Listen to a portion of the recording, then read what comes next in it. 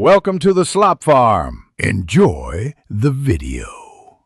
You will stop voice calling right now. Open Control Center and flip airplane mode on. This severs the cellular voice channel immediately. Once done, tap Wi-Fi to restore data-only access so apps and internet keep working. Make sure your Wi-Fi network shows connected and you are signed into your Apple ID. Otherwise, FaceTime and iMessage may not function.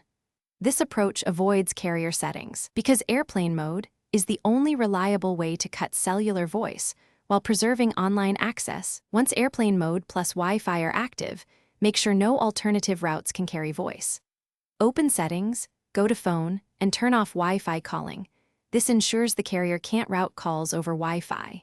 Next, in Phone, disable calls on other devices so your Mac or iPad won't relay calls. Then open FaceTime and turn off any calls from iPhone or disable FaceTime audio if you want no app-based voice at all. These steps seal every software path for voice calling. Finish by having someone call your number. You should not hear a cellular ring. If you do, double-check airplane mode is on and Wi-Fi calling is off.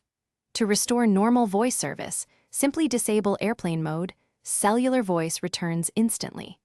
If calls still slip through, contact your carrier to confirm Wi-Fi calling is deactivated on their end, or remove the SIM as a last resort. This troubleshooting ensures you've eliminated both device and carrier pathways for voice calling.